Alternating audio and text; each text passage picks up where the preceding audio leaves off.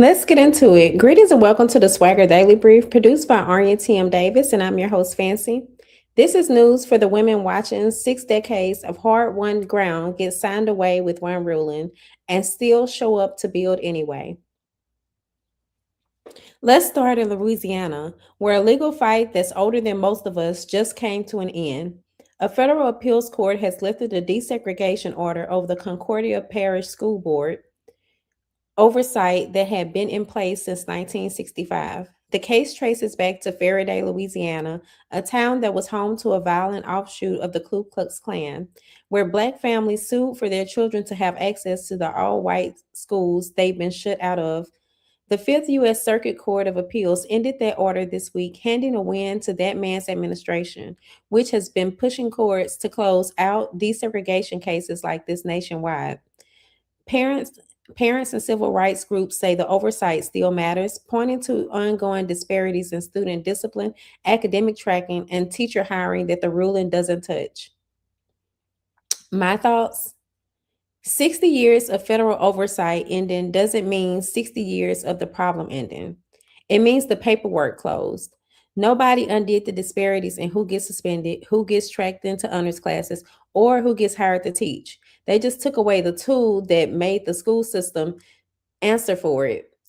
Watch what happens in Concordia Parish over the next few years, because that's the real verdict. My question for you guys: do you think removing court oversight actually changes what happens in the school system, or does it just remove the accountability? Tell me what you think in the comments. That fight over what protection gets taken away isn't just happening in courtrooms, it's showing up in people's paychecks too. Kecia Ellick spent years building a career in public health research, a bachelor's degree while her own son was heading to college, a master's, a PhD in the middle of a pandemic, and eventually a role at a Black owned firm doing federally funded research on maternal health and substance abuse. 2 years in, that man's administration issued executive orders barring federal contractors from programs addressing race, gender, and sexuality. Ellick's hours were cut, her reports couldn't use words like bias or discrimination, and by October, she was laid off. One of at least 300,000 Black women who've lost jobs in the DEI rollback. Now she's channeling that loss into her vote for Keisha Lance Bottoms, the Georgia Democratic nominee for governor, who's running to become the first Black woman governor in America's history on a platform built around maternal health, Medicaid expansion, public schools, and affordable housing. My thoughts: this is what it looks like when policy stops being an abstraction. Keisha did everything she was told to do: degrees, expertise, results, and lost her job anyway over language in a report. That's the story behind every job number we've broke down this year. And it's exactly why she's not sitting this election out. When your rent depends on who's in office, politics isn't theoretical anymore. And I know y'all can relate to that. My question for you guys: has this year's climate personally cost you or someone close to you a job, a program, or an opportunity you'd already earned? What did you do next? We love to know in the comments. If you enjoy these daily news broadcasts for Black empowered women, be sure to like, share with your girls, and subscribe. Now, let's go from what's being taken away to what's being honored. In Washington, D.C., Mayor Muriel Bowser presented media mogul Cathy Hughes with the key to the city. Hughes, the founder of Urban One and a certified DC legend, built one of the largest Black-owned media companies in the country from the ground up. Started in radio decades before anyone was calling it an empire. My thoughts: I love a flowers while you can still smell them moment.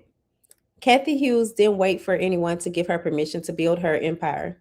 And now her own city is handing her the key. That's the blueprint. Build the thing first, let the recognition catch up. My question for you all is: which Black woman builder in your own city deserves her flowers right now? And have you told her yet? Tag her in the comments. in the city. Well, I guess you say in your city. Well, I said in your city, but it makes me think about, or you may or not know, I'm originally from Macomb, Mississippi, and recently, they honored Brandy, the singer, at I don't know, at some type of event or something. But it was nice of them to give her flowers, and she came to town, and I don't know, it was a big thing. So before we close today, we're taking this moment to remember someone who helped build the sitcom world a lot of us grew up on. Actor Hal Williams has died at 91. Most people know him as Officer Smitty Smith on Sanford and Son, and from 1985 to 1990, he played Lester Jenkins on 227. According to his rep, he died of natural causes at his home in Rancho Mirage just days after returning from a Sanford and Son reunion in Ohio with former castmate Howard Platt. He's survived by 2 children, 3 grandchildren, and 3 great grandchildren. My thoughts. Hal Williams was part of a generation of Black actors who built the sitcom blueprint. Everybody's still borrowing today. He got to go back to Ohio and sit with his cast one more time before he passed. There's something really full circle about that. Rest well. My question for you all is, what's your favorite Hal Williams moment? Sanford and Son or 227? Tell me in the comments. I'm not gonna lie to you, y'all.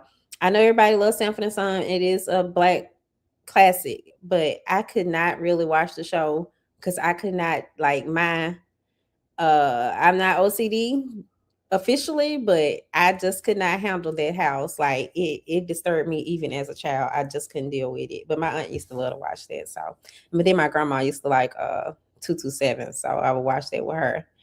But I don't really remember it that well. But I do remember him on the show though. So rest well.